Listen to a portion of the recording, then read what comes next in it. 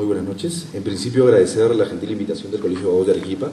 Para mí es más que grato volver a la Ciudad Blanca, más aún que, como bien lo he mencionado en mi presentación, soy de aquí, entonces es más que grato visitar y ver caras conocidas, además de visitar a la familia y recordar la bella ciudad de donde venimos. El tema que vamos a desarrollar el día de hoy es el tema vinculado a lo que se denomina la tutela de derechos. Pero nosotros hemos acotado a ello la tutela de derechos en tiempos del neoconstitucionalismo.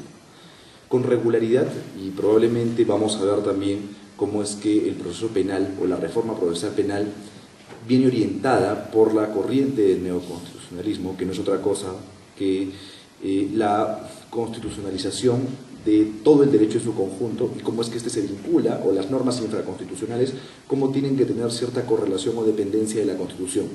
Y cómo es que cuando se quiebra esta relación se produce una situación que permite simplemente sacar del ordenamiento para un caso en concreto, por decirlo así, que es un control constitucional que, sin ser un control difuso, nos permite aplicar o inaplicar una norma en concreto a casos determinados. Y esa es básicamente la metodología con la cual se viene trabajando el modelo procesal penal a nivel nacional, pues, y parte de lo que se viene ahora con la litigación oral en el proceso civil va a tener también el mismo enfoque.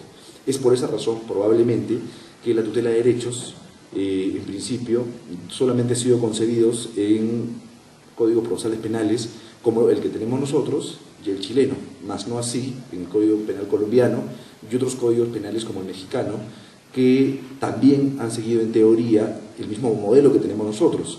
Cabe recordar, seguramente ustedes sabrán, que el modelo procesal penal que manejamos nosotros responde al modelo procesal penal iberoamericano, que es el que se utilizó como modelo en su momento para Colombia, para Chile y luego para Perú. Sin embargo, nosotros hemos escogido algunas tipologías especiales, como es la famosa audiencia de tutela de derechos.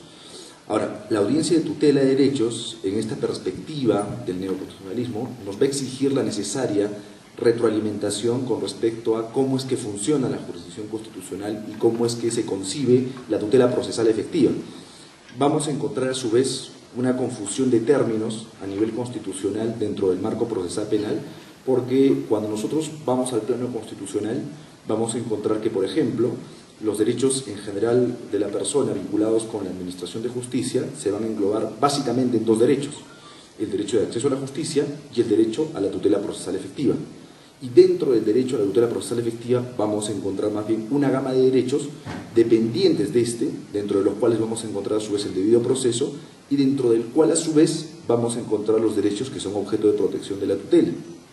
Es por esa razón que justificamos necesario nosotros empezar por comprender qué entendemos por jurisdicción constitucional, para a su vez entender cómo funciona este proceso independiente o este procedimiento independiente intraproceso penal con respecto a una diferencia como sería, por ejemplo, el habeas corpus o un amparo, ¿no? Porque digamos que este tipo de situaciones que nosotros en el Perú atendemos vía tutela procesal efectiva, en Colombia son conocidas, o en Ecuador son conocidas vía acción de amparo, cuya razón es una naturaleza muy parecida a un híbrido entre un habeas corpus y un amparo. ¿Okay? Esa es la razón de ser por la cual vamos a tratar en principio la tutela jurisdiccional efectiva.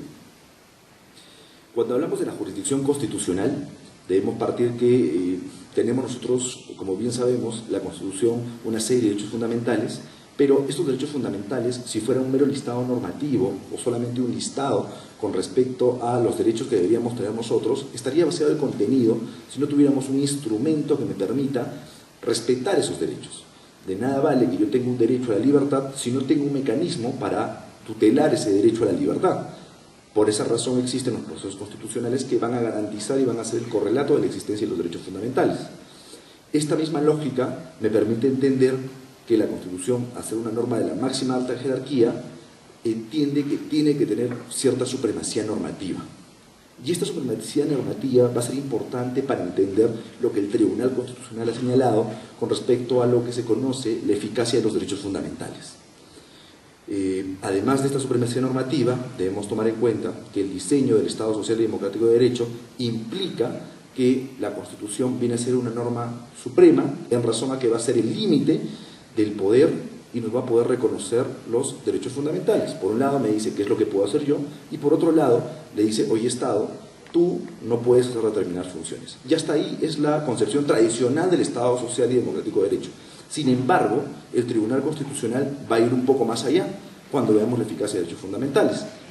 Previo a eso, dentro de la jurisdicción constitucional, va a tener por finalidad justamente defender la Constitución por medio de un tribunal. ¿Qué tribunal? Primero los tribunales ordinarios, salvo excepciones como la acción de inconstitucionalidad o en todo caso los conflictos competenciales que son de exclusiva competencia del Tribunal Constitucional, y van a hacer un juicio lógico de conformidad verificando si es que las normas que vienen bajo su conocimiento o los casos que vienen bajo su conocimiento se ajustan a una disposición de carácter constitucional. Y en la medida de eso van a resolver en el sentido que corresponda, según sea un habeas corpus, un amparo, una acción de cumplimiento o lo que fuera. La finalidad va a ser, en principio, la jurisdicción constitucional orgánica. ¿Qué significa? Respetemos la estructura orgánica del Estado y las funciones que correspondan. Hoy por hoy la Constitución está más que de moda, puesto que la coyuntura política nos obliga a ver qué es lo que va a suceder día a día, ¿no? El día de hoy se ha planteado una solicitud para que se plantee una nueva cuestión de confianza en el Congreso con respecto a la elección de los miembros del Tribunal Constitucional. Probablemente esta discusión termine reculando en algún momento en el Tribunal Constitucional, justamente porque se podría poner en riesgo la organicidad del propio Estado. Y ahí estamos hablando de la jurisdicción constitucional orgánica. Luego tenemos la jurisdicción constitucional de la libertad o protectora de los derechos fundamentales. Ahí vamos a encontrar los tres principales procesos: habeas corpus, amparo, habeas data, porque van a verificar justamente que yo como ciudadano no estén restringidos mis derechos a la libertad, el resto de derechos fundamentales, mi acceso a la información o en todo caso a la rectificación de datos. Y finalmente tenemos la jurisdicción constitucional, transnacional o supranacional. Un tema que se pone muy de moda también porque así como nosotros estamos utilizando mucho la figura del neoconstitucionalismo y el razonamiento que implica esto con la ponderación, también se está poniendo muy de moda el control de convencionalidad. ¿Qué cosa es el control de convencionalidad? Va a ser justamente el control que tienen que hacer los operadores judiciales con respecto a verificar que los actos que vienen bajo su conocimiento se ajusten ya no solamente a la Constitución, sino más bien a los tratados internacionales vinculados con derechos humanos. Entonces, todo esto va a formar parte de la jurisdicción constitucional y va a ser objeto de análisis por parte de los jueces constitucionales. Pero la importancia de tratar esto en este momento es que el juez de la investigación preparatoria en el marco del proceso penal, cuando conoce una tutela, una solicitud de tutela, se convierte por un momento en un juez constitucional, solamente para los efectos de la tutela. En esa razón, en ese momento, él va a tener una jurisdicción constitucional orgánica, una jurisdicción constitucional de libertad, de defensa de libertad o los derechos fundamentales, y también una jurisdicción constitucional transnacional. Por lo cual, si él considera que el acto que es objeto de posible vulneración que es puesto en conocimiento de este juez, atenta a un tratado internacional de derechos humanos, atenta contra la Constitución o atenta contra las funciones que son inherentes al Ministerio Público, que están reguladas en orden normativo o en todo caso que están reguladas en la Constitución, él puede efectuar ese control desde el punto de vista constitucional, porque es una función de control constitucional la del juez de investigación preparatoria en el marco de una solicitud de tutela de derechos. Para ello debemos partir de la premisa de qué entendemos nosotros por derechos fundamentales. Porque claro, regularmente vamos a escuchar mucho sobre el derecho a la vida, la libertad, ¿no es cierto? O en todo caso, derecho a la prueba, la presunción de inocencia, entre otros, pero en efecto toda esta gama de derechos fundamentales o de garantías en algún momento tenemos que darle algún contenido para poder defender y explicar en su momento cómo éstas pueden afectar o no a una determinada teoría del caso, o en su momento cómo es que éstas restringen el derecho de defensa. En razón a ello, vamos a decir que los derechos fundamentales son aquellos presupuestos éticos con componentes jurídicos que van a convertirse a su vez en principios morales positivizados. Esta definición no es una definición propia, es una definición que ha recogido el Tribunal Constitucional en diversas sentencias, una de ellas la que tenemos en pantalla, la 1417, donde me va a decir que los derechos fundamentales comprenden tanto los presupuestos éticos como los componentes jurídicos, significando relevancia moral de una idea que compromete la dignidad humana y sus objetivos de autonomía moral, y también la relevancia jurídica que convierte los derechos en norma básica material del ordenamiento. ¿Qué significa esto? Y esto es importante, ojo, esta es una sentencia por allá del 2005. Esta sentencia, como las que van a venir en este sentido, nos van introduciendo en lo que se conoce como el neoconstitucionalismo. Porque ¿qué cosa va a decir el neoconstitucionalismo? Me va a decir, hay dos casos, difíciles y fáciles, y sobre eso hay que tomar decisiones. ¿Cómo tomamos decisiones? en esos casos difíciles. Eso lo vamos a ver más adelante. Esta dimensión de los derechos fundamentales va a establecer más o menos la articulación que tenemos en pantalla, donde tenemos que la relación del Estado con respecto a los derechos fundamentales es que él tiene que cumplir una dimensión prestacional, puesto que está obligado a prestar determinados servicios o garantías que me permitan justamente garantizar los derechos fundamentales. Mientras que a su vez, con respecto a los particulares, va a haber una dimensión de la libertad en el cual tiene que garantizarse en favor de los particulares. ¿Ok? Estas dimensiones van a tener que ver con justamente estos efectos de los derechos fundamentales. Yo les mencionaba a ustedes que existen casos fáciles y difíciles, pero claro, esa parecería una apreciación bastante lógica, ¿no es cierto? Pero esa apreciación es la apreciación que hace el profesor Robert Alexy, y él nos va a decir hay dos tipos de casos, los fáciles y los difíciles. Los fáciles se resuelven con la mera subsunción. Los difíciles requieren establecer otro tipo de medidas, como por ejemplo la ponderación. En la ponderación tenemos un caso en el cual voy a tener en conflicto dos derechos fundamentales, y estos derechos fundamentales, ¿cómo sé cuál pesa más? ¿El que está primero? ¿El que está después vale más? ¿Cómo es que sé cuál pesa más?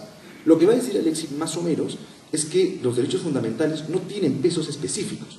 No es que el derecho a la vida valga más que el derecho a la libertad o viceversa, sino que en principio voy a tener que analizar cada caso concreto. Y para poder determinar, previamente debo asumir, y para eso vamos a regresar a la definición de derechos fundamentales, que el operador jurídico tiene que darle contenido a esos derechos fundamentales para resolver ese conflicto.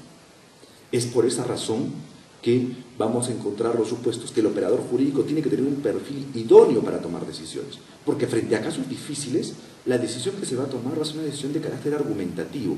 ¿Qué significa que es una decisión de carácter argumentativo? Que el contenido de los derechos fundamentales que va a poner en ponderación lo va a tener que poner el juez, o en todo caso el fiscal según sea el caso. Y eso justifica una motivación rigurosa, una motivación especial con respecto a ello.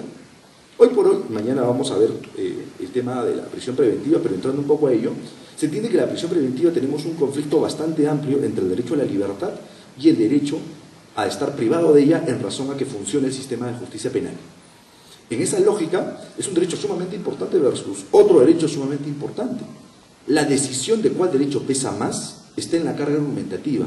¿Y qué cosa es la carga argumentativa? Razones para poder tomar una decisión u otra que tendrán que estar motivadas básicamente en un expediente llamado carpeta fiscal, pero tiene que tener una carga moral que tiene el operador jurídico. Es por esa razón que se establece que los derechos fundamentales no va a ser otra cosa que una especial moral positivizada.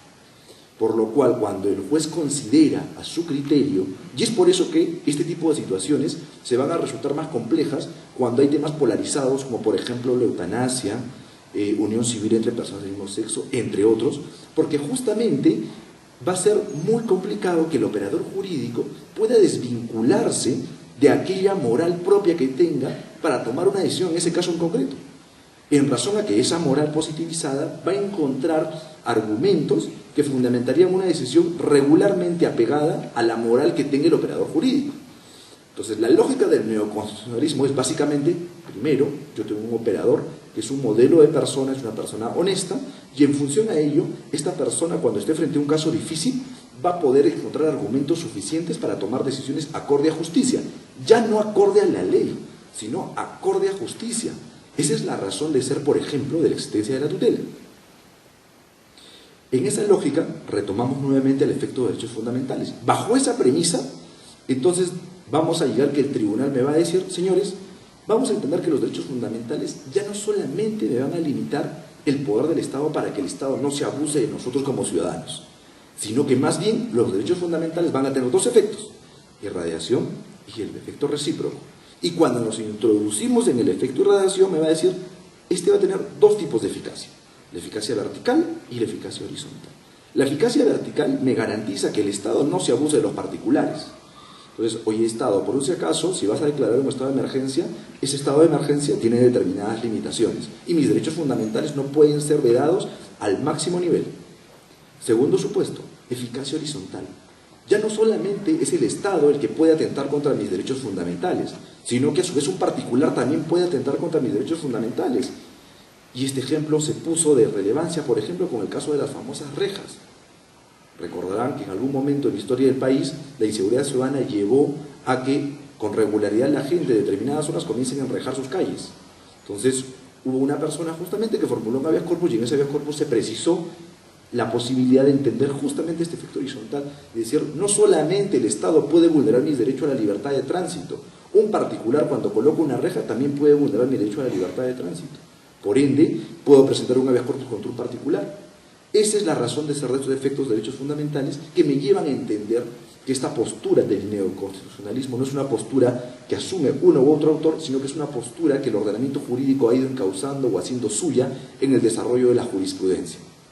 Finalmente, el efecto recíproco me dirá que en general los límites a los derechos fundamentales, cuando se traten de medidas limitativas ordenadas bajo parámetros jurídicos, ¿no es cierto?, tienen que ser limitadas en virtud del derecho que va a ser objeto de limitación, ¿no es cierto? Básicamente estamos hablando aquí ya de un principio de proporcionalidad con respecto a las limitaciones legales.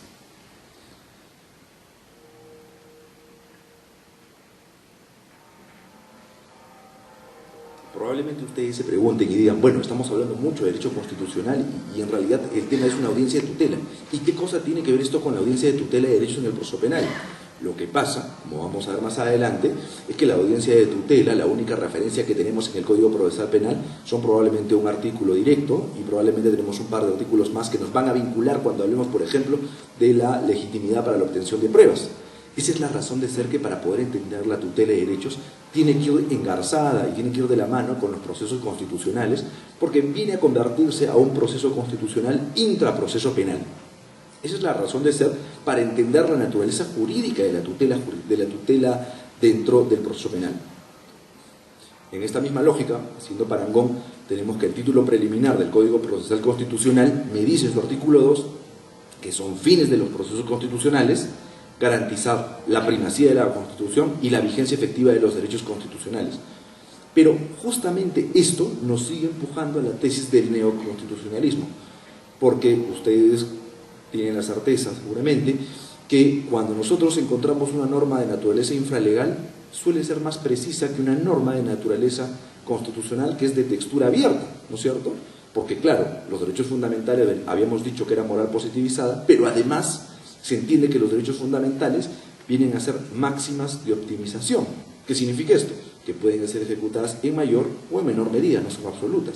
Y para poder ser entendidas en mayor o en menor medida, necesitan de un desarrollo normativo de normas de naturaleza infralegal. Entonces, el artículo 2 me va a seguir orientando a que el razonamiento a utilizar frente a una audiencia de tutela, y en general para cualquier audiencia vinculada con derechos fundamentales, va a ser esta finalidad vinculada con el neoconstitucionalismo. Yo les mencionaba justamente esta clasificación que hay respecto a los derechos, ya entrando a la tutela procesal efectiva, que probablemente sea el origen del nombre de la audiencia de tutela, y es que la definición normativa de la tutela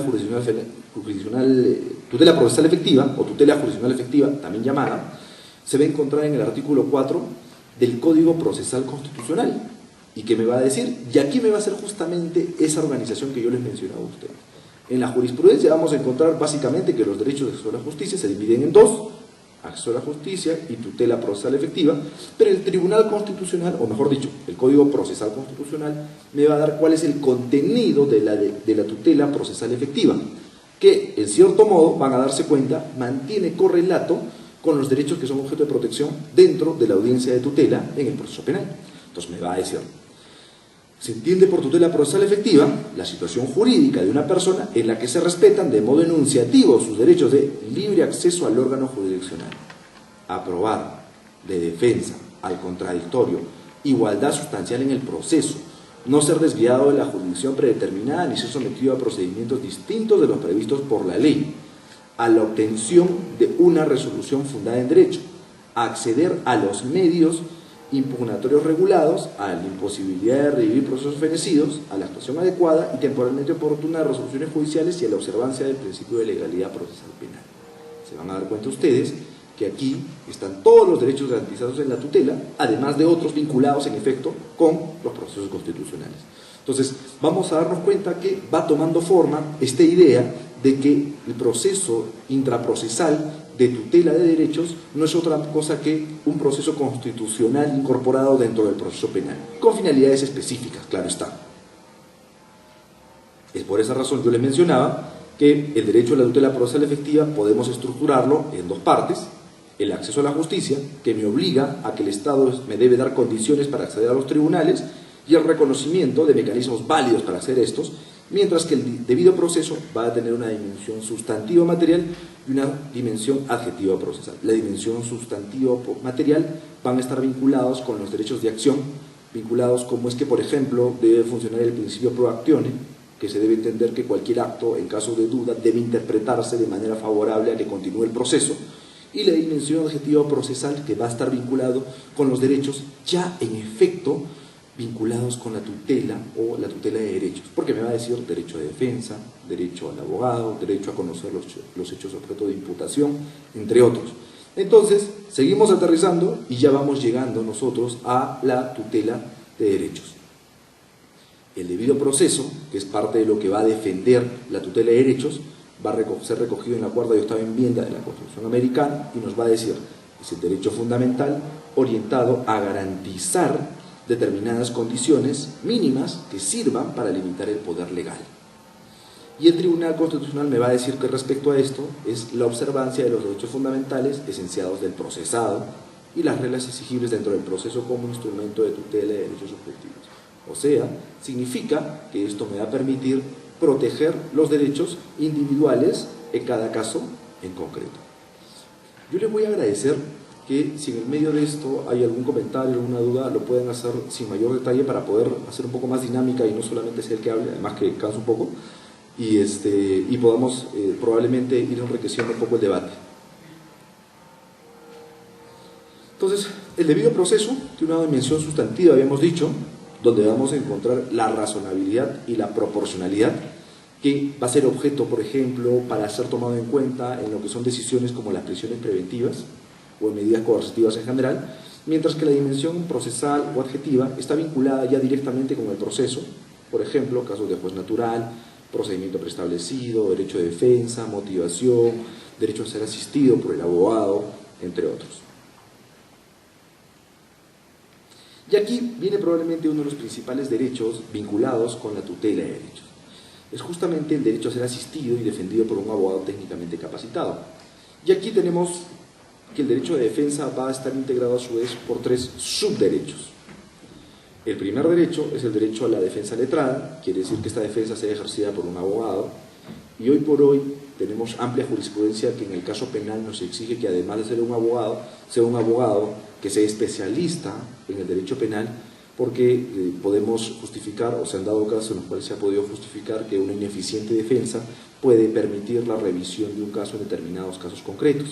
Entonces, cuando hablemos de defensa letrada, estaremos hablando, en el caso procesal penal, de la defensa específicamente especializada en materia penal.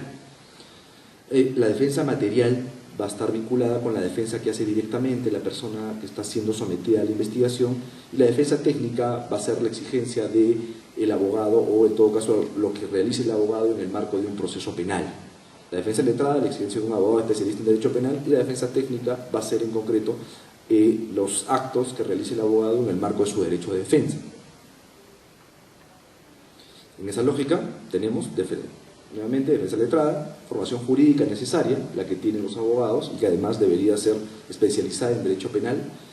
Yo tuve que ver un caso en algún momento en revisión de un docente universitario, no fue en Lima, fue en una provincia, fue en Huaraz para ser más concretos, un docente universitario por algunas cuestiones del destino enseñaba el curso de tesis, y en el marco de este curso de tesis tenía un grupo de alumnos, y una alumna decide buscarlo y le dice, ¿no?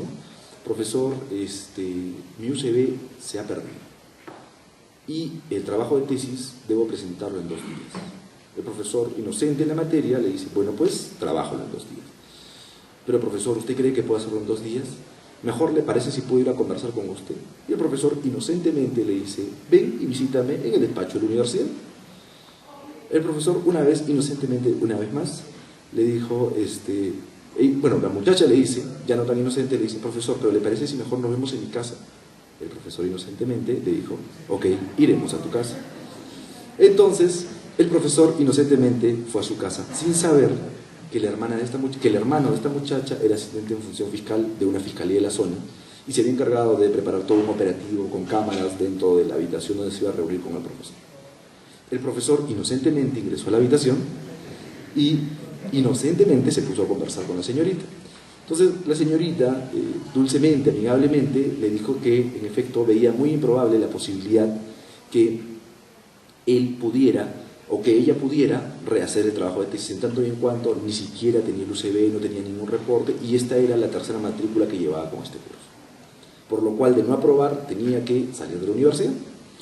El profesor inocentemente le dijo, bueno, de todo caso, trata de ver a alguien que te ayude, lo que yo puedo hacer es darte un día más. Y le dijo, bueno, ella le dijo, no tan inocentemente, nuevamente, le dijo, profesor, ¿hay forma alguna de que yo pueda aprobar el curso? Entonces, el profesor ya inocentemente, un poco ya encandilado por la belleza de la alumna, entonces le dijo, bueno, la abrazó y le dijo, bueno, podríamos ver la forma.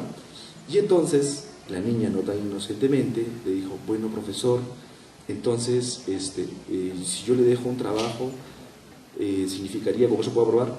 Bueno, preséntame lo que puedas. Y entonces, el profesor inocentemente le dijo, bueno, con eso yo te puedo aprobar. Y entonces la niña, no tan inocentemente, le dijo, profesor, ¿eso significa que si es que yo tengo algo con usted, me va a aprobar? Y el profesor le dijo, no te entiendo lo que me estás diciendo. No, profesor, o sea, quiere decir que si es que yo tengo algo con usted, ¿me va a aprobar? ¿Cómo algo? Tú eres una chica bien liberal, ¿no? Y entonces la chica dijo, ay no, profesor, ¿cómo cree? Yo soy una persona súper decente. Entonces, como consecuencia de ello, el profesor, ya un poco más en confianza, decidió abrazarla e intentó besarla. Entonces, frente a ello, la niña, no tan inocentemente, le dijo, pero profesor, respóndame en confianza. ¿Significa que si yo le doy un beso, usted me aprueba? Y el profesor, inocentemente, dijo, ok, si me das un beso, te apruebo. Ok, profesor, le dijo. Y en eso le dijo, espéreme un segundo, tengo que hacer una llamada. Salió y entró la policía con el Ministerio Público y en ese momento lo detuvieron al profesor. ¿Ok? Pasado todo este preludio con el pobre profesor, inocentemente, el profesor obviamente no entendía lo que pasaba, porque además era un profesor que era ingeniero, no sabía explicar, y entonces era un fin de semana, y no se le ocurrió mejor que llamar al abogado, al primer amigo que se le ocurrió, porque además estaba sumamente avergonzado por los hechos, porque él en su vida jamás había tenido una situación de esto, tenía una familia, tenía una esposa, hijos y demás. Entonces se vio en la imperiosa necesidad de llamar a un abogado. No le contestó un abogado especialista y le contestó un abogado cuya especialidad era familia civil. Entonces el abogado dijo, mira, aquí las cosas están claras, vámonos a una terminación anticipada, y el señor tuvo que firmar una terminación anticipada por 6 años de pena efectiva. Cosa que en mi particular entender no es un buen negocio, porque más allá de la broma, las cosas como se las relato, en esencia se notaba evidentemente durante todos los hechos que había un supuesto donde la víctima está buscando la situación con relevancia penal, ¿no? Entonces, en este caso, podíamos argumentar una serie de hechos que creo yo podrían haber evidenciado una pena muy por debajo de esos 6 años de pena efectiva. Sin embargo, ese es un supuesto, ¿no? Entonces, cuando hablamos del derecho de defensa letrada, me exige justamente la posibilidad que el abogado que va a conocer el caso tenga la especialidad en materia penal, ¿no? Básicamente, no pedimos que sea pues el non plus ultra del derecho penal, pero debería ser o tener los conocimientos básicos y necesarios para poder manejar el derecho penal, ¿no? La defensa material, esto es sumamente importante, ¿no? Yo tuve una audiencia hace un par de meses donde fue muy graciosa la audiencia, porque es un caso un poco complejo. Se lo resumo básicamente, la policía presuntamente venía siguiendo a un grupo que se encarga al tráfico ilícito de drogas, vienen trayendo supuestamente clorhidrato de cocaína, del BRAE, y según las notas de inteligencia esta gente trae droga para ir de ahí, venderlas en el Callao y sacarlas por el puerto del Callao. Eso dice la nota de inteligencia. Por alguna razón que desconocemos, la policía da cuenta con un camión donde supuestamente había droga, y a diferencia de que el camión se vaya al Callao, este camión se dirigía con destino a Puno. Y lo encuentran en la Panamericana Norte, lo intervienen en la Panamericana Norte con el fiscal. Dicen, señores, en este camión sabemos que hay droga. Así es que, por favor, díganos dónde está la droga. Obviamente los pasajeros. Había un chofer, un piloto y un pasajero y dicen, señores, aquí no hay nada. La policía dice, yo sé que ustedes tienen droga, no tenemos nada. Ok, entonces la policía gentilmente, ¿no? Y por disposición del fiscal dice, señores, nos van a acompañar a la comisaría. Ok, en teoría hay una nota de inteligencia, podríamos hablar de una presunta retención, ¿no es cierto?, por 4 horas que establece el Código Procesal Penal, un supuesto en flagrancia quizá. Flagrancia todavía estamos por identificarse flagrancia. Hasta ahí, más o menos, la intervención iba por ahí. Claro, había algunas peculiaridades porque, claro, la nota de inteligencia describe unas personas que no tienen que ver con los hechos, describe una dirección que tampoco tiene que ver con los hechos, porque supuestamente investigan a una persona que está en Puente Piedra, que es otro distrito, que es la persona que acopia, pero a esa persona ni la tocan y solamente involucran a este camión que aparentemente es quien recibe la ley. La cuestión es que el fiscal se dirigen a la policía, se dirigen a la comisaría, y en la comisaría la policía dice, bueno, como no está la droga, entonces vamos a descargar el camión. Entonces imagínense un camión que tiene probablemente una extensión de 25-30 metros, cargado de fruta. Entonces ya se imaginan pues la policía de la Ivandro con los señores cargando cajas de fruta. Y comienzan a descargar cajas de frutas. Esto pasa cerca de la medianoche, eran 4 de la mañana y media y no había la droga. Ya habían descargado casi todo el camión, no había la droga, razón por el cual el señor fiscal muy diligentemente dice, bueno, yo no puedo cargar las cajas de fruta, pero lo que sí puedo hacer es, en este momento, no voy a utilizar mi teléfono celular, sino me voy a trasladar a irme a la parada a buscar personas que puedan cargar la fruta. Y el señor fiscal se va a buscar cargadores o estibadores al mercado de frutas y abandona la zona. 4 horas después. Hasta aquí nadie sabe que los señores están detenidos, no se ha comunicado, no hay lectura de derechos, no hay nada, porque los señores en teoría no están detenidos, no están retenidos, nada.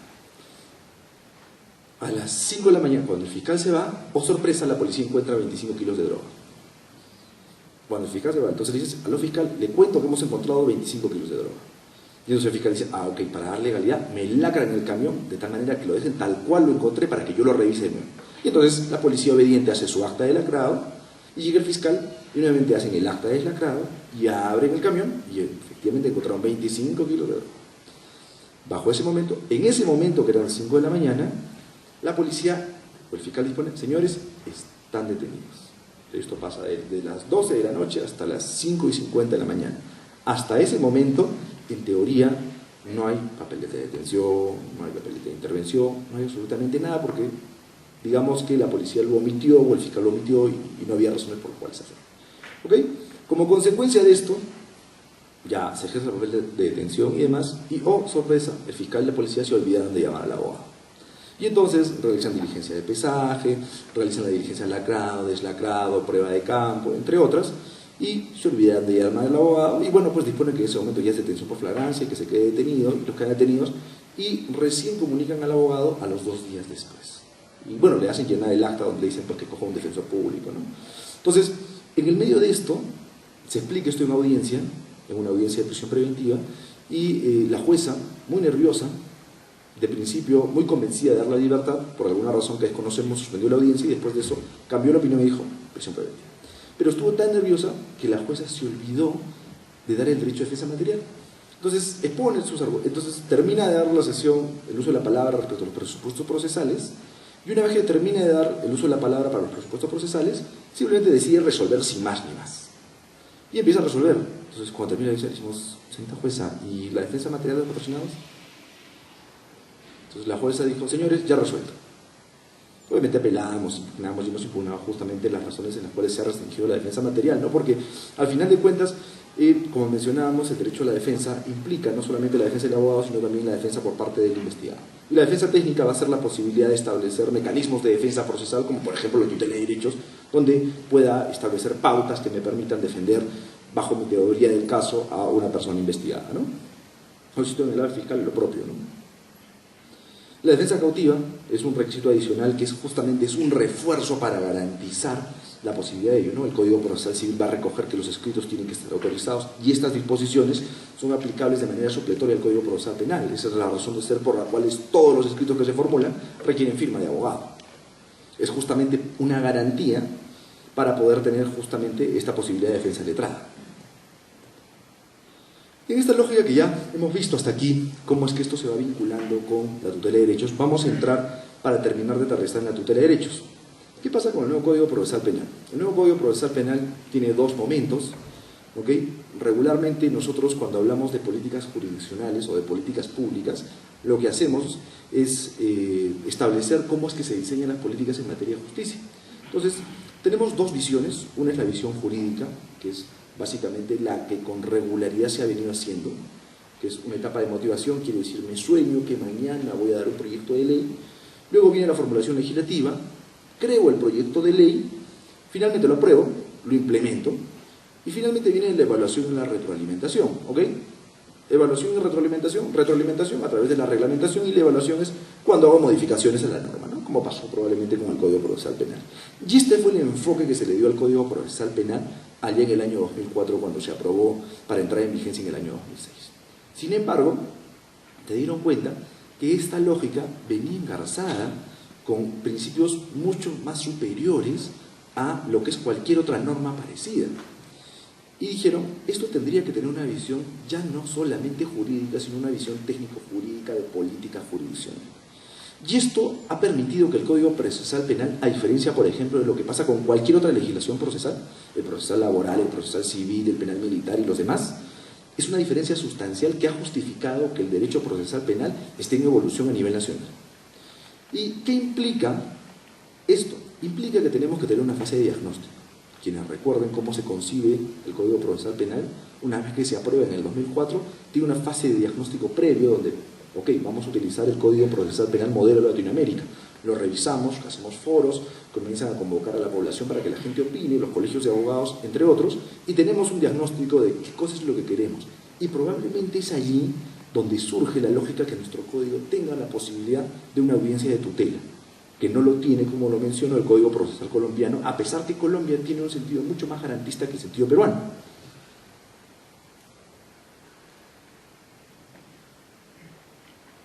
Luego de esto, tenemos la fase de propuesta. Desde la propuesta a reforma, se contiene cuál es el tiempo, modo, plazo, y finalmente viene el proceso de implementación. Y aquí, esa es la diferencia que hemos tenido nosotros, por ejemplo, con respecto a lo que pasa hoy por hoy en México. México ya está implementando el nuevo Código Procesal Penal hace poco tiempo. O lo que pasó con Ecuador. Nosotros decidimos, a diferencia de lo que pasa, fuimos conscientes que una reforma de este tipo exigía ser progresiva.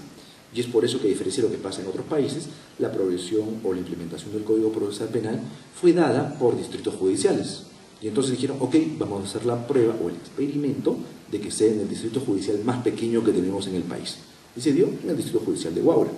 Claro, fue una gran ventaja de ello. ¿Por qué? Porque además de ser un distrito judicial pequeño, no resultaba difícil obtener recursos económicos para poder capacitar a los operadores jurídicos, jueces, fiscales, defensores públicos, policías.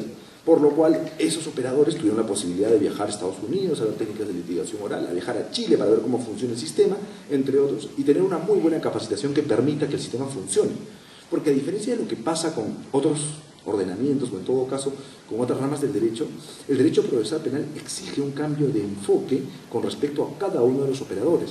Exige un cambio de enfoque del operador judicial, exige un cambio de enfoque del operador fiscal, exige un cambio de enfoque del abogado. Nosotros en Lima tenemos muchos problemas, por ejemplo, con los institutos judiciales de implementación de reciente data, porque a los jueces les cuesta mucho entender la mecánica del Código Procesal Penal. Tuve un caso emblemático hace poco, un caso que se llama Los Tíos del Combustible, que está vinculado con el robo de combustible en el ejército, y nos tocó en un distrito que tiene 2 años el Código Procesal Penal. Y cuando fuimos a la audiencia de apelación, tuvimos una audiencia de prisión preventiva de 6 días. Cuando fuimos en apelación a la sala, nos tocó una miembro de este colegiado que estaba a cargo además de la presidencia de este colegiado, y cuando empezamos, nos dicen, bueno, señores abogados, tienen 5 minutos para sustentar. Dijimos, señorita presidente, esta es una audiencia que tiene 6 días. Era una prisión preventiva para 8 personas, debate de 6 días, y ella quería que le resumamos el debate de 5 minutos por abogado. Y le dijimos, discúlpenos doctora, pero son 5 minutos. Y entonces, ¿cómo resumo 6 días en 5 minutos? No me alcanza 1 minuto siquiera por día. O sea, en el supuesto que tenga mucha capacidad de síntesis, ¿no? Entonces, obviamente se molestó la magistrada y nos dijo, señores, por favor, es un nuevo código. Aquí tengo los expedientes y lo tengo claro.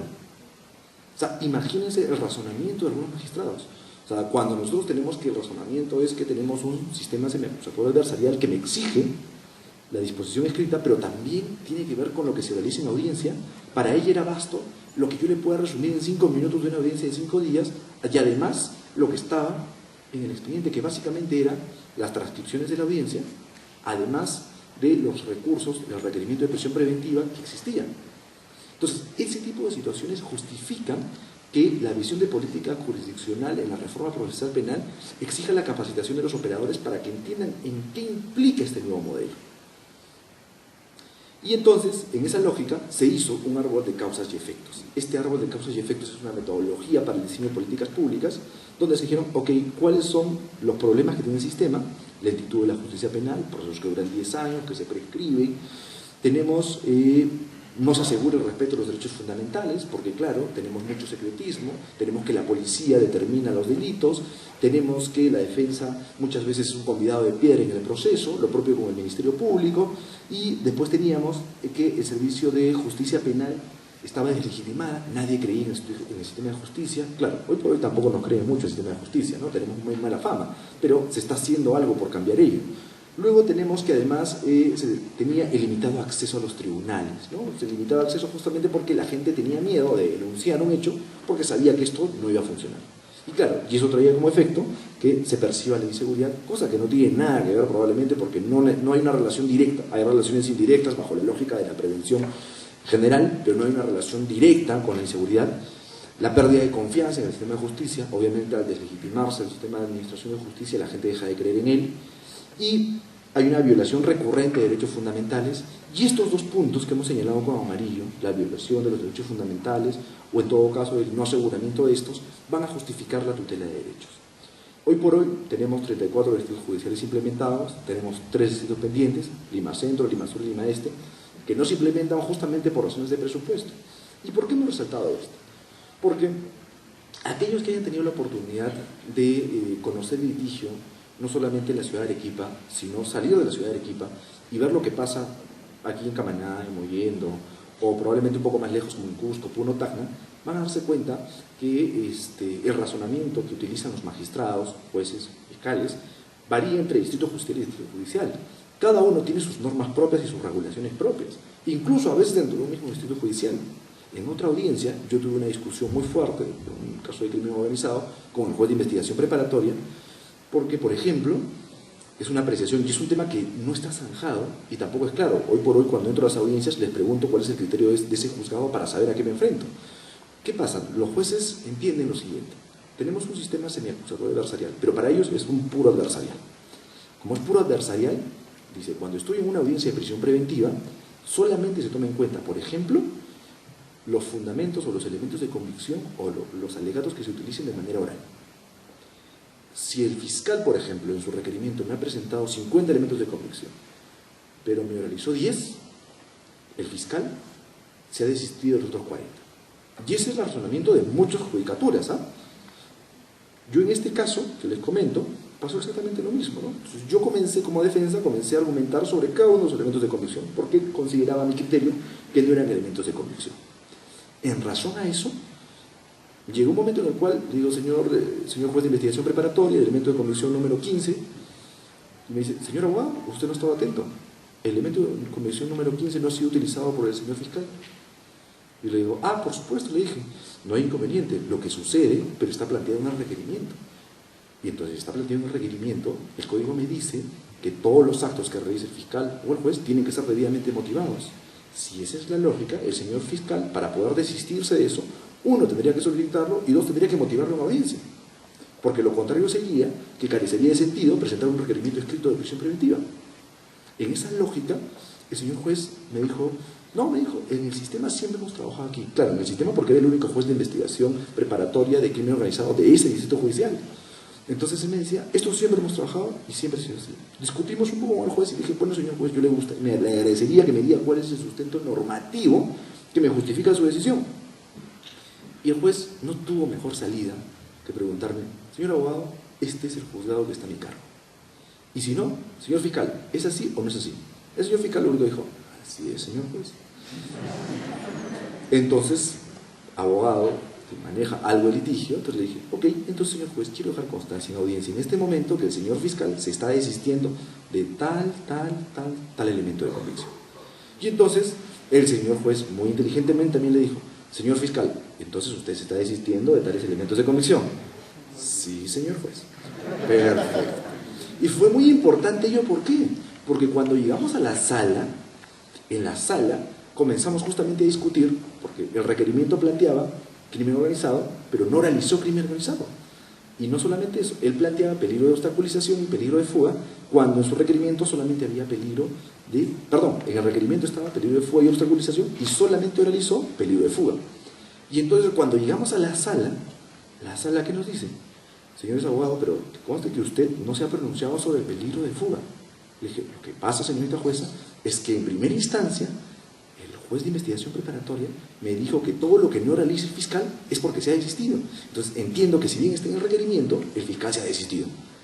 Y entonces la sala me dijo, no, señor juez, lo que esté en el señor fiscal, señor abogado, lo que esté en el requerimiento, eso también entra al debate. Entonces, ese tipo de situaciones son importantes, porque claro, cada magistrado tiene la autonomía y la independencia de tener su propio criterio, pero es importante dejarlo en claro para saber cuáles son las reglas de juego que van a desarrollarse en el proceso. Pero bueno, retomando el tema de la implementación, este problema, o en todo caso, esta implementación progresiva a nivel de distritos judiciales, va a generar que tengamos magistrados con razonamientos disímiles, a pesar que puedan tratarse de casos similares. Entonces, es importante tratar de poder dar mayores esfuerzos de argumentación. Sin lugar a dudas, el juez que esté a cargo de la audiencia que fuera es el juez que va a tomar la decisión. Pero nosotros, desde el lado en que nos encontremos, fiscalía o defensa, tenemos que hacer el mejor esfuerzo por elevar el nivel de la carga argumentativa del fiscal. Probablemente lo que yo generé en esa audiencia, yo no lo iba a hacer cambiar de opinión al juez, pero sí exigía que la carga argumentativa del juez al momento de tomar una decisión sea mucho mayor, porque tenía que justificar su decisión en razón a qué argumento. Es por eso que el señor juez, cuando se quedó sin argumentos, el mejor argumento fue trasladar el hecho al fiscal, con lo cual él ya no tendría que motivar el hecho. Si el fiscal expresamente en ese momento se desiste, entonces el juez ya no tendría por qué argumentar su decisión de tener que retirar esos elementos de convicción que el fiscal los había planteado. Por eso es importante y eso es lo que regularmente vamos a ver nosotros. Cuando ya aterrizamos en el tema de la tutela de derechos, ya habiendo visto que la tutela de derechos va a ser un proceso constitucional, intraproceso dentro del proceso penal, que va a tener cobertura a partir del Código Procesal Constitucional, pero a su vez de los derechos contenidos en el Código Procesal Penal, vamos a usar como referencia los acuerdos plenarios que están vinculados con la tutela de derechos. Tenemos en principio, ¿qué nos dicen estos? Señores, ¿se acuerdan que yo les hablaba del neoconstitucionalismo y este conflicto de derechos? Bueno, pues la Corte Suprema, que ya no es el Tribunal Constitucional, también ya viene adoptando esta corriente. Dice, señores, por un si acaso, en el sistema penal tenemos dos derechos en conflictos: el derecho a la punición y el derecho a la libertad, o derecho a no ser privado sin defensa. Y el derecho a la punición va a estar establecido en el artículo 138 de la Constitución y el artículo 139. 138, en caso de existir incompatibilidad entre una norma constitucional y una norma legal, los jueces prefieren la primera. Nuevamente, estamos trabajando el mismo esquema, ¿no es cierto? Control de convencionalidad, control de constitucionalidad, efecto y radiación de los derechos fundamentales, efecto horizontal, efecto vertical, porque me va a decir que el juez en este caso tiene un conflicto, y tiene un conflicto normativo que tiene que resolver, porque va a encontrar justamente el derecho a condenar a una persona o establecer una medida coercitiva versus el derecho a que este señor se defienda de ello, y que yo lo observo, obviamente. ¿Ok? Y el derecho, por otro lado, a no ser penado sin proceso judicial. Obviamente yo le voy a dar la garantía del proceso judicial, pero obviamente de otro lado de la balanza voy a tener un abogado que tiene que defender esta posibilidad. Y por eso está el artículo 139.14. No ser privado del derecho de defensa en ningún estado del proceso, salvo las prohibiciones que va a establecer posteriormente la norma, toda persona que sea informada inmediatamente y por escrito de la causa, las razones de su detención, ¿no es cierto? Que eso básicamente está regulado ya con una serie de protocolos interinstitucionales que permiten acreditar, ¿no? Además que el Código Procesal Penal regula que este tipo de reconocimiento de derechos va a ser recabado a partir de actas, ¿no? Además de eso, a comunicarse personalmente con el defensor de su elección, ya sea asesorado por este desde que es citado o detenido. Esto es importante, ¿no? Porque regularmente se entiende que el derecho a la defensa exige básicamente el derecho a que tenga un abogado, ¿ok? Pero además ahora hay algunas peculiaridades, porque la Constitución me está reconociendo no es el derecho a un abogado nada más, es el derecho al abogado de mi libre elección. Quiere decir que en principio el juez, el fiscal y quien fuera tiene la obligación legal de garantizarme el derecho que a mí me venga en gana, porque eso establece la Constitución. Y solo en el supuesto en el cual yo no tenga abogado, deberé recurrir a un defensor público.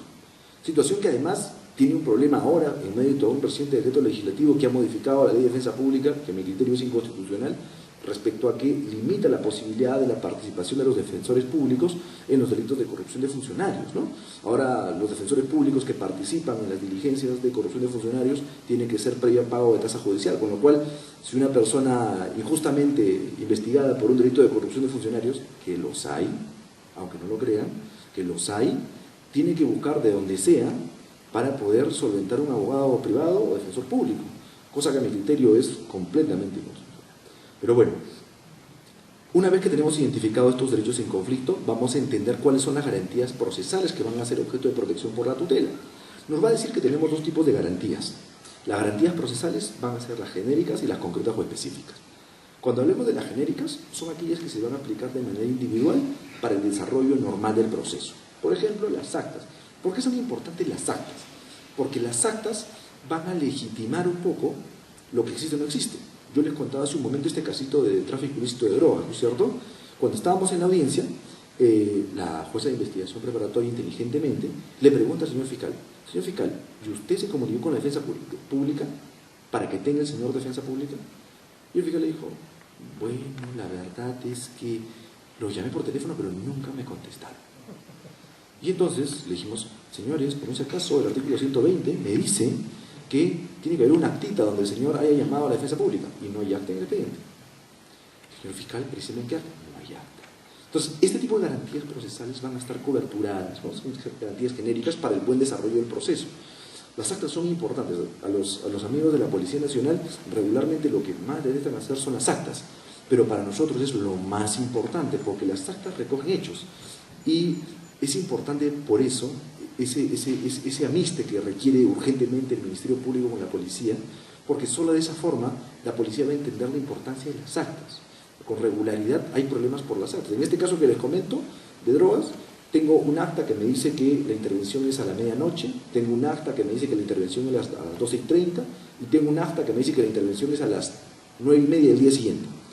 Entonces, obviamente yo cuestioné eso, claro, era evidente que había una omisión material, que no era relevante, ¿no? Pero probablemente si estuviera una confusión mayor podría generar toda una discusión con consecuencias en desmedro de la teoría del caso del fiscal seguramente, ¿no?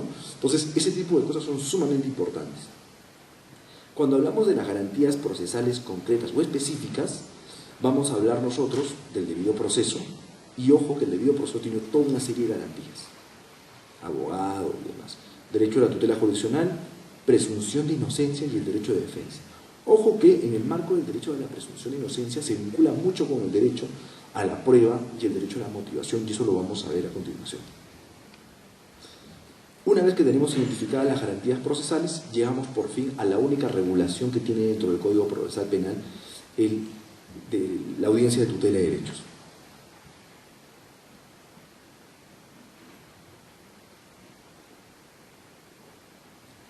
Nos va a decir, nos va a reconocer dentro de los derechos del imputado el capítulo correspondiente a las partes procesales, dentro de esto al imputado, nos va a decir que el imputado puede hacer valer por sí mismo parte de su defensa material o a través de su abogado, defensa técnica, los derechos que la Constitución y las leyes les conceden. Nuevamente, neoconstitucionalismo, ¿ok? Constitución y leyes, porque obviamente las leyes van a tener que mantener armonía con la Constitución, desde el inicio de las primeras diligencias de la investigación hasta la culminación del proceso. Quiere decir, inicio de primeras diligencias. ¿Cuándo se inician las primeras diligencias? En flagrancia, detención. Si no, cuando se emita la disposición de inicio de diligencias preliminares. 2. Los jueces, los fiscales o la Policía Nacional deben hacer saber al imputado de manera inmediata y comprensible. Claro, hoy por hoy se pierde un poco esta lógica, no se ha cuestionado con recurrencia porque no hay desarrollo jurisprudencial, pero sería importante, por ejemplo, poner a discutir mucho si es que resulta comprensible que las personas privadas de su libertad detenidas, con escaso nivel de formación, entienden las actas que firman. Todos nosotros sabemos que, por ejemplo, cuando una persona es privada de su libertad, inmediatamente lo que hacen los amigos de la policía es firman mi acta de lectura de derechos, buen trato, ¿no es cierto? Y si hay que llamar al abogado, el acta para llamar al defensor público. Y entonces, la persona que está privada de libertad, que lo único que en ese momento está pensando arrepintiéndose probablemente por el acto que hizo, o de repente pensando a quién puede llamar o qué va a pensar su familia, en ese momento lo que hace es firma a ojo cerrado. No entiende siquiera lo que ha firmado. Si ustedes se entrevistan con esta persona, ¿qué ha firmado? No, me trajo el fiscal, el abogado, el policía, me trajo unos papeles y yo firmé. Entonces, en efecto, no hay jurisprudencia sobre el tema, pero sería importante que eso nos abre la puerta para poder evaluar si en efecto la persona que ha conocido esto, en efecto, ha respetado este derecho justamente a conocer de manera inmediata los hechos que se le imputan, ¿no es cierto?, o la lectura de sus derechos. ¿Qué pasaría, por ejemplo, si es una persona que es analfabeta? Si una persona es analfabeta y firma, claro, porque en el momento de una detención difícilmente la policía le dice, ¿sabes qué? Oye, por si acaso, antes que procedas con tus actos, soy analfabeto, ¿no? O sea, obviamente esta persona después de la detención y todo lo demás, le van a hacer firmar, ¿no? Entonces es un tema que nos abre la puerta, por ejemplo, a evaluar ese supuesto, ¿no? Además de eso, cuando hablamos de lo que tiene que ser objeto de hacer conocer al imputado, tenemos que entender que en principio están los cargos formulados en su contra y en caso de detención a que se le exprese la causa o motivo de la medida entregándole la orden de detención girada, ¿no? En el caso que yo les mencionaba, por ejemplo, a estos señores que los intervienen, nunca se les hace conocer nada sino hasta las 6 de la mañana. Entonces los señores están en teoría privados de su libertad desde la medianoche hasta las 6 de la mañana que aparece sorpresivamente los 25 kilos de droga. Después de eso, yo en ese momento de la detención estoy obligado a designar justamente a la persona que debo comunicar la detención, que en este caso es justamente, está vinculado más bien con el derecho a la verdad y a evitar la posibilidad de personas desaparecidas. Muchas personas confunden a veces que el derecho a que se le ponga en conocimiento al familiar equivale al derecho a que se le ponga en conocimiento a su abogado. Es más, la lógica de algunos operadores es que, bueno, pues ya llamé a la familia, que la familia llame al abogado, ¿no? Se supone que algo tiene que hacer su familia. Pero en realidad lo que garantiza este derecho es básicamente ambas situaciones. Uno, que se precise a qué familiar va a llamar o debería haber llamado, y en segundo lugar, que se garantice que éste haya tenido su derecho al abogado de libre elección, que es que llame al abogado de su antojo, y a su vez que, si en su defecto, llame a un defensor público, ¿no?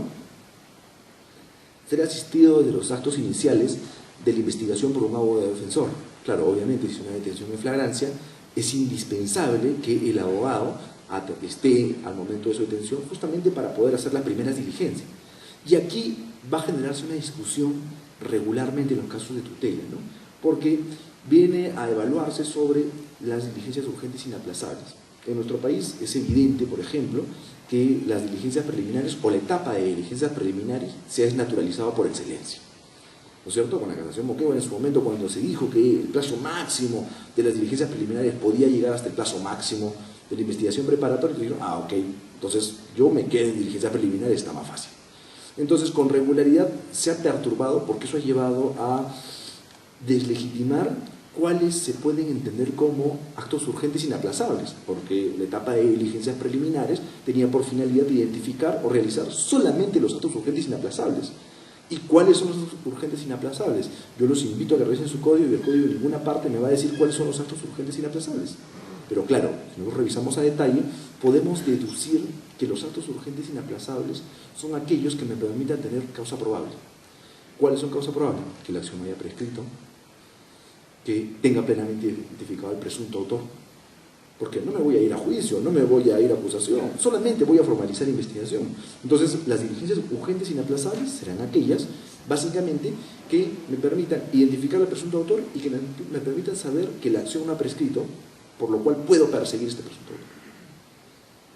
Una vez que tengo ello, debería yo proceder a la formalización de la investigación preparatoria. Claro, situación que es un poco más compleja, pero regularmente debería funcionar así.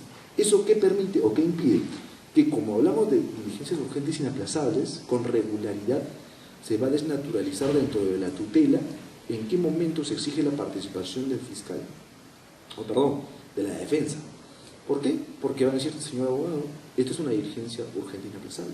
En el caso que les mencionaba, por ejemplo, de drogas, esto procede, pasa en una hora determinada, a las 5 de la mañana, el fiscal está a 1 hora y media del lugar y no se llama al abogado, según el fiscal, porque estaba el abogado muy lejos. Y era una diligencia urgente inaplazable. ¿Pero acaso no podían esperar, por ejemplo, que así como llegue el fiscal, llegue el abogado? Por supuesto que sí. Y entonces entramos en una discusión de si es urgente o no es urgente. Entonces, ¿era urgente o no era urgente el deslacrado cuando esto ya estaba en una comisaría, una dependencia policial? Ya no es urgente. está de custodia bajo la policía, está en una dependencia policial, ya está lacrado. No costaba nada que en ese momento se apersone la defensa pública y en ese momento la defensa pública verifique que en efecto se encuentra un camión en las condiciones en las cuales se encontró, con lo cual se puede ejercer el derecho de defensa de las personas que están privadas en ese momento. Ese tipo de supuestos hay que tratar de engarzarlos para identificar cuándo nos encontramos realmente en un supuesto de diligencias urgentes e inaplazables. Un tema importante, abstenerse de declarar y, si acepta hacerlo, a que su abogado defensor esté presente en la declaración y en todas las diligencias. Esto es sumamente importante. Sabemos que parte de los derechos fundamentales, o en todo caso parte de los derechos reconocidos en la Declaración de los Derechos Humanos, es el derecho a la no autoincriminación. ¿Qué cosa me dice el derecho a la no autoincriminación? Que nadie me puede obligar a que yo reconozca un hecho por más que yo lo hubiera realizado. Es parte del derecho a la defensa y eso es válido.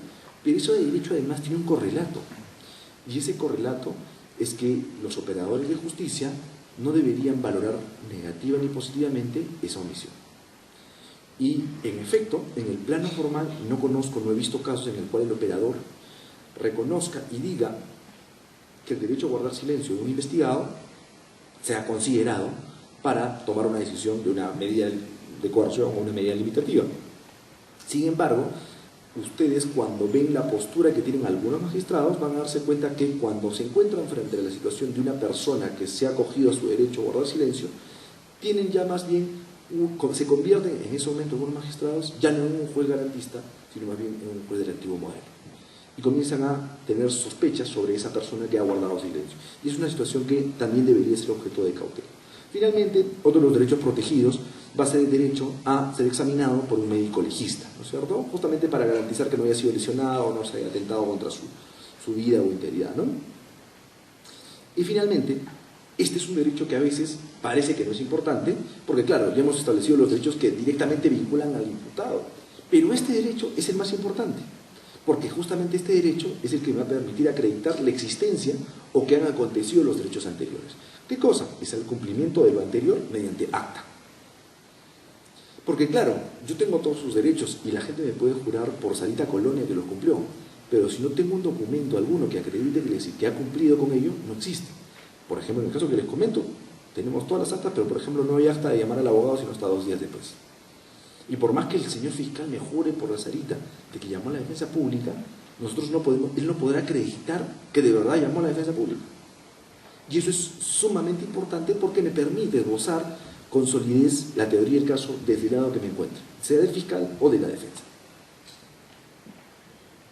En razón a ello es que el artículo 4 ya del, mejor dicho, el inciso cuarto del artículo 71 me va a decir pues que cuando vulneremos cualquiera de estos supuestos que hemos enunciado, puedo acceder vía tutela al juez de la investigación preparatoria. Me va a decir, ¿no es cierto?, cuando no se han dado cumplimiento a estas disposiciones, o que sus derechos no son respetados, o que es objeto de medidas limitativas respecto a estos derechos de manera indebida, o hay requerimientos de naturaleza ilegal por parte de cualquier operador dentro del proceso, ¿no es cierto?, puedo acudir vía tutela para que éste subsane la omisión o dicte medidas de corrección o de protección que correspondan, ¿no? Por lo cual, la solicitud del imputado se resolverá inmediatamente previa constatación de los hechos y la realización de una audiencia. Y aquí, la Corte Suprema, en el acuerdo plenario 04, le sacó un poquito la vuelta, ¿no? ¿Por qué le sacó un poquito la vuelta? Porque aquí me dice claramente, la solicitud del imputado se resolverá inmediatamente previa constatación de los hechos y la realización de una audiencia con intervención de las partes. Me pide una audiencia. Pero señores, el acuerdo plenario me cambió la cosa. El acuerdo plenario 4-2010 me dice, ¿la audiencia es necesaria? Depende. Porque claro, hemos dicho nosotros que estas disposiciones tienen que ser interpretadas al amparo de la Constitución, y al entenderse que tienen que ser interpretadas al amparo de la Constitución, no me importa lo que diga la norma si es que no me resulta eficaz con respecto a la tutela de los derechos fundamentales. Y si es que la convocatoria de una tutela me permite que la vulneración de un derecho fundamental se convierta en irreparable, entonces puedo llevar a cabo una tutela de derechos sin audiencia y puedo resolverla de manera inmediata, tanto a favor como en contra. Y me va a decir entonces que tengo 3 supuestos. Presento mi solicitud ante el juez de la investigación preparatoria, el juez evalúa la solicitud y convoca audiencia, para la cual los partes cursan, en todo caso, el requerimiento o la solicitud de tutela al Ministerio Público, y el Ministerio Público tiene 5 días para absolverlo, lo absuelve, y llevamos a cabo la audiencia y discutimos en audiencia. Primer supuesto. Segundo supuesto, sin audiencia, excepcional. ¿Qué significa? Es tan grave la afectación a los derechos fundamentales que me justifica que el señor juez haga tutela urgente, tan urgente que voy a admitir la audiencia, y el juez puede resolver. Y entonces, si ustedes se dan cuenta, este esquema es exactamente la misma figura del habeas corpus intraproceso. Porque ustedes seguramente recuerdan cómo funciona el habeas corpus. Si yo voy y le toco la puerta al señor juez de constitucional o penal, según sea el caso, le digo, señor juez, tengo una persona que acaba de ser detenida y privada de su libertad de manera irregular. ¿Qué me dice el Código Procesal? El juez puede trasladarse en ese mismo momento para verificar si está legítimamente detenida, ¿no es cierto? Esta misma posibilidad está recogida en la evaluación de la solicitud sin audiencia, donde el juez puede hacerlo sin audiencia. Y claro, puede llegar a otros supuestos sin audiencia, ¿cuál? En el caso del rechazo liminar. Se advierte que el abogado tiene una conducta maliciosa y lo que quiere más bien es una dilación indebida del proceso, un cuestionamiento que no corresponde. O simplemente me pretende que vía tutela podamos cuestionar un acto procesal que puede ser cuestionado en todo caso, que tiene una vía procesal independiente. Por ejemplo, me pudiera cuestionar vía tutela un control de plazo, cuando el control de plazo tiene una vía pertinente.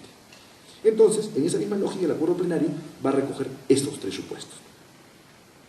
Uno de los más importantes y que se utiliza con regularidad va a ser justamente la exclusión del material probatorio, ¿no es cierto? Claro, habíamos dicho nosotros que puede haber una privación, habíamos visto aquí nosotros en los supuestos, que tengo derecho a conocer los formulados, persona, institución, abogado defensor, etc. Pero aquí, ¿dónde está esa parte? Esa parte está justamente en el artículo 1, ¿no es cierto? El inciso 1 del 71 me dice, señores, el imputado se puede hacer valer su derecho cuando se conculcan los derechos que la Constitución y las leyes le conceden. Entonces, en esa lógica, puedo atacar cualquier derecho fundamental, además de los que estén contenidos aquí. Eso es muy importante. Con regularidad dicen, señores, solamente tengo estos derechos contenidos en el inciso segundo. Pero el inciso primero me abre una puerta sumamente amplia. Claro, el acuerdo plenario me va a decir, señores, la tutela de derechos es numerus clausus, y eso no está en discusión. Es numerus clausus, pero respecto a estos derechos. Pero en esencia, no hay que perder de vista que los derechos fundamentales son de textura abierta. Como son de textura abierta, me va a permitir una variedad de hechos.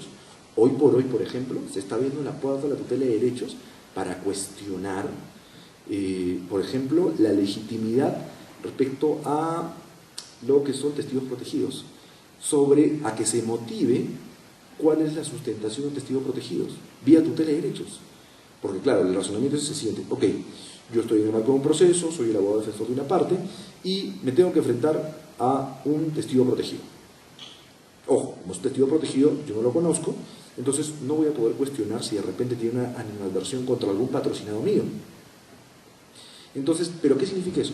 Significa que como todos los actos tienen que tener la figura de la debida motivación, yo puedo decirle, señor juez, yo no voy a pedirle que usted me diga quién es la persona que está siendo protegida, pero sí le puedo pedir que usted me explique las razones que motivan esa protección.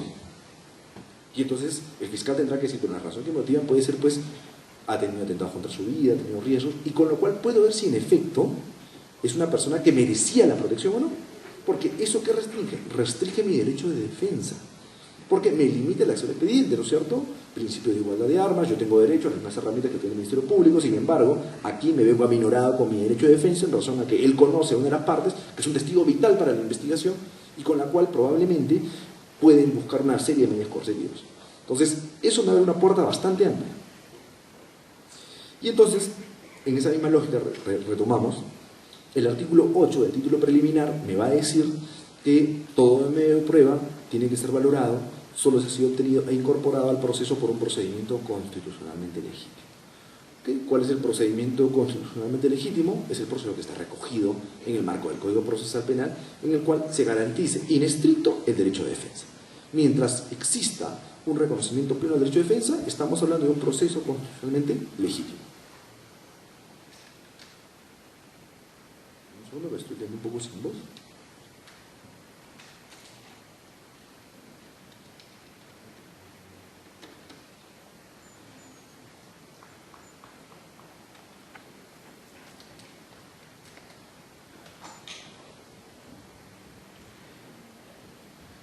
Ok, además de esto, este artículo 8 me va a decir que carecerán de efecto las pruebas obtenidas con violación a los derechos fundamentales, con lo cual la gama de derechos fundamentales es sumamente amplia, por lo cual cuando nosotros entendamos que se refiere a derechos fundamentales, tendremos que establecer aquellos que estén vinculados en estricto con el proceso, ¿no es cierto? O en todo caso, con el derecho de defensa.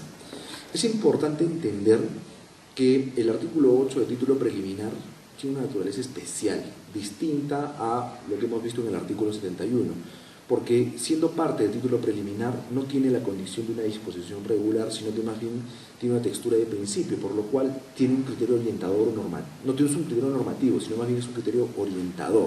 Me va a decir cómo es que debo interpretar el código cuando yo tenga un supuesto caso en concreto. Y finalmente me va a decir la inobservancia de cualquier regla de garantía constitucional establecida en favor del procesado no puede hacerse valer en su perjuicio. Quiere decir que cuando el propio procesado genere la situación, no puede hacer valer eso en su beneficio. Y esto va en consonancia con el artículo 159 del Código Procesal, que lo que me va a decir es que el juez no podrá utilizar directa o indirectamente las fuentes o medios de prueba. Por lo cual, claro, si yo mato una prueba, podría todavía terminar utilizando algunos indicios, ¿no? Por ejemplo, en el caso que les comento, venimos cuestionando la legitimidad de la detención, la legitimidad desde el momento en el cual está la intervención, y si nosotros lograríamos anular ese acto de investigación o la propia intervención, carecería de sentido los demás actos procesales, ¿no es cierto? El pesaje, las declaraciones de las partes y todo lo demás, justamente en razón a que no pueden ser utilizados directa o indirectamente, ¿no? Esa es la razón de ser. Ahora, sobre esto, este es el plano formal. En el plano material hay una discusión bastante fuerte, porque claro, estamos muy de moda en el tema de luchar contra los corruptos, la criminalidad y la delincuencia y todo eso, ¿no es cierto? Y que, bueno, resulta que en Trujillo, cuando se implementa el nuevo Código Procesal Penal, en simultáneo, no hay una explicación que esté vinculada directamente con el Código Procesal Penal, sino más bien, criminalísticamente hablando, es una cuestión de corrientes, de cómo es que el crimen evoluciona en nuestro país de sur a norte, y viceversa, según algunos tipos de crímenes. En Trujillo comenzó a recrudecerse el crimen organizado y la delincuencia común, razón por la cual se dieron cuenta que la policía, en ánimos seguramente de muy buena fe, de poder tratar de detener a la mayor cantidad de personas vinculadas con hechos delictivos, omitían algunas cosas dentro de las actas que generaban posteriores nulidades o posteriores tutelas o posteriores exclusiones de materiales probatorios, y generaron que con recurrencia se utilice esta medida. ¿Y eso qué motivó? Que hay un acuerdo, que no es un acuerdo plenario de la Corte Suprema, pero es un acuerdo plenario de los jueces de Trujillo. Y ellos, por ejemplo, van a decir algo. Y lo que ellos terminan resumiendo en su acuerdo plenario es, ok, yo respeto esta lógica de la prueba prohibida, pero, por si acaso, la prueba prohibida podrá ser excluida solo si no hay otro elemento que corrobore eso. Pero si yo tengo otro elemento que corrobore el hecho que estamos pretendiendo excluir, no la excluyo. Con lo cual, en cierto modo, le están sacando la vuelta a esta lógica de poder utilizarla de manera indirecta, porque al final lo que están haciendo es una aplicación o un uso de manera indirecta de una prueba obtenida ilícitamente.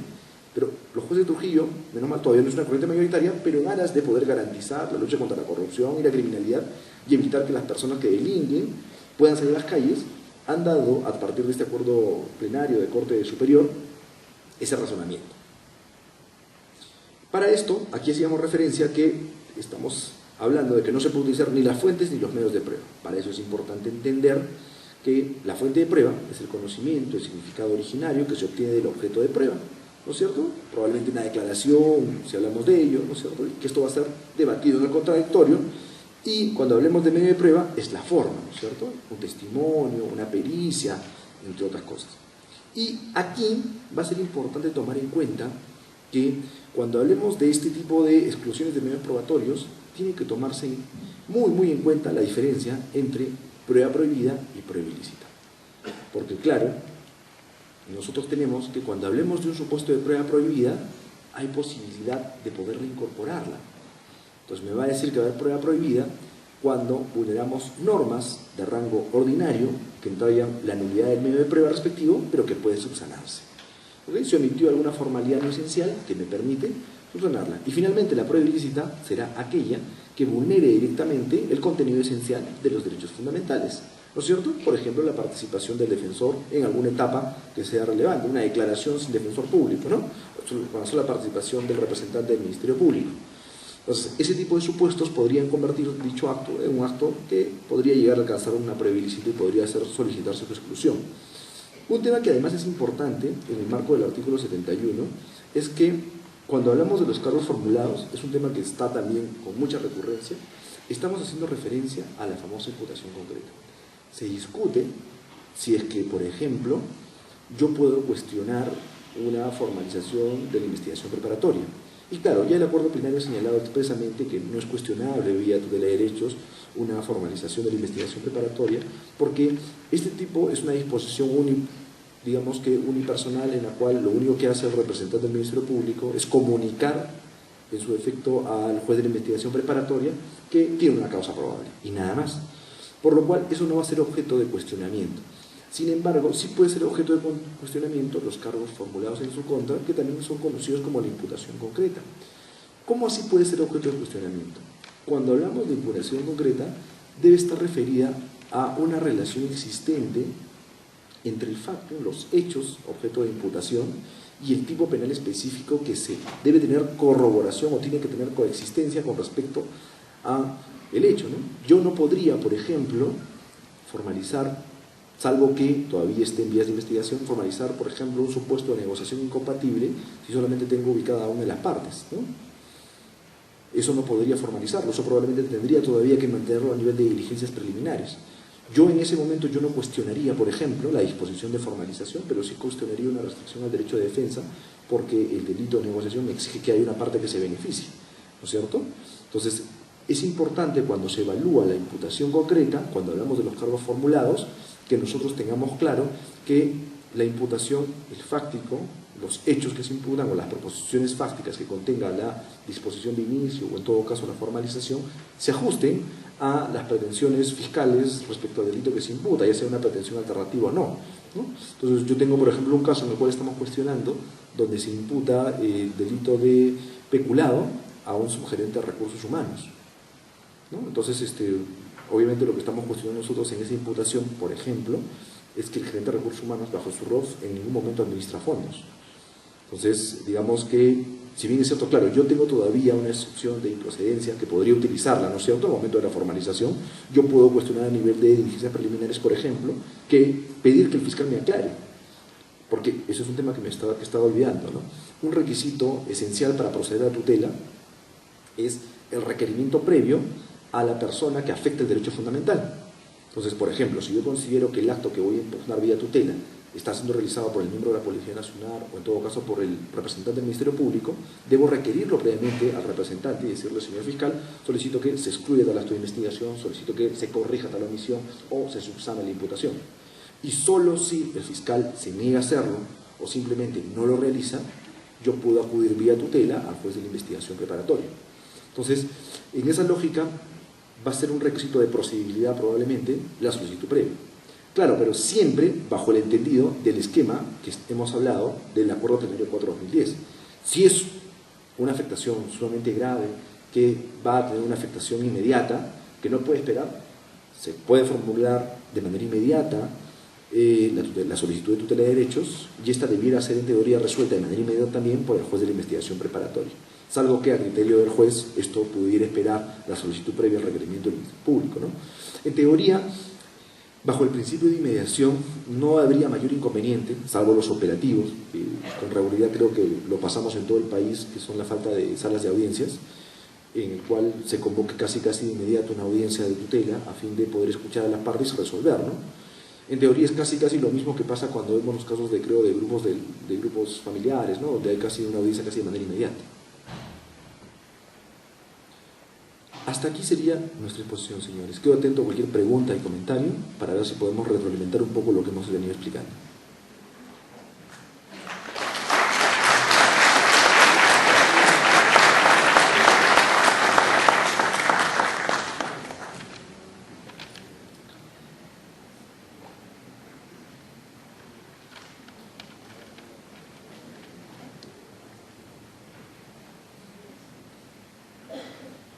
Sí, por favor.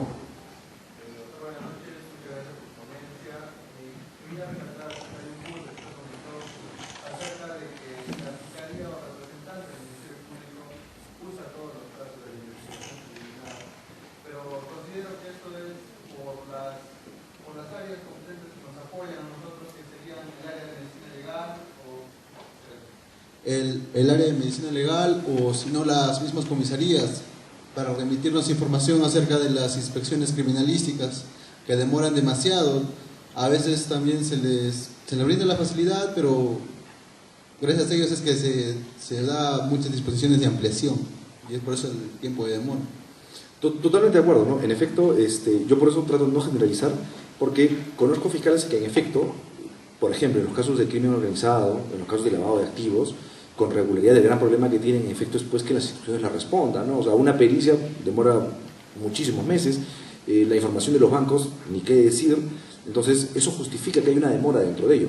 Pero también es cierto que hay fiscales que utilizan el plazo y digamos que después que consiguen la prisión preventiva, se olvidan del caso, sino hasta dentro de mes y medio, donde cuando ya están próximos a que se les vence el plazo probablemente de investigación, entonces ahí van a utilizar recién a correr con las diligencias, ¿no? O sea, yo entiendo que hay fiscales en efecto que tienen, en principio, tienen escasez de personal, escasez de equipos, de medios, entre otros. O sea, por ejemplo, yo recuerdo en algún momento cuando yo integraba la Comisión de Implementación del Código Procesal Penal del Ministerio Público y viajábamos con regularidad y nos tocó viajar, me acuerdo, a Apurímac. En Apurímac, por ejemplo, tenían el problema que no tenían laboratorio para determinar dosajes etílicos. Entonces, cuando tenían un detenido por dosaje etílico, el dosaje etílico tenía que viajar un día al Cusco y regresar al día siguiente. Entonces, obviamente, eso, cuando hablamos de una detención en flagrancia, era sumamente importante. Entonces, digamos que en un tema más macro, cuando hablamos de delitos complejos, esto va a justificar demoras en los plazos, ¿no? Pero en esencia, como digo, no son todos los casos, pero con regularidad hay algunos fiscales que suelen tomarse el máximo de plazo. ¿Alguna otra pregunta? Aquí, por favor.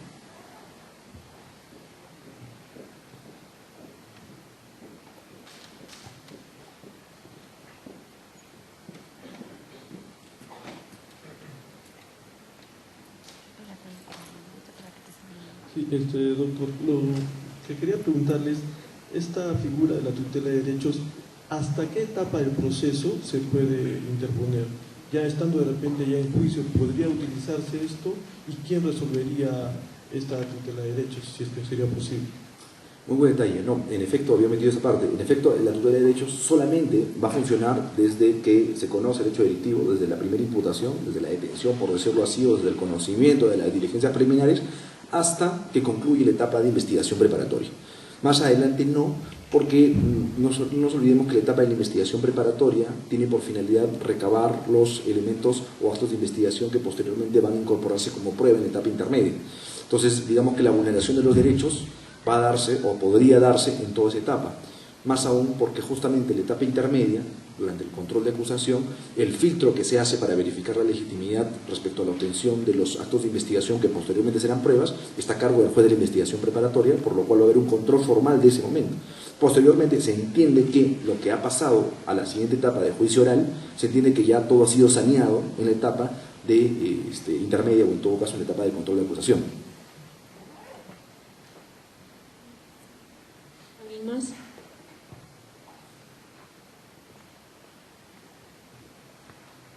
Bien, doctor, agradecemos su ponencia el día de hoy y lo despedimos con un fuerte aplauso.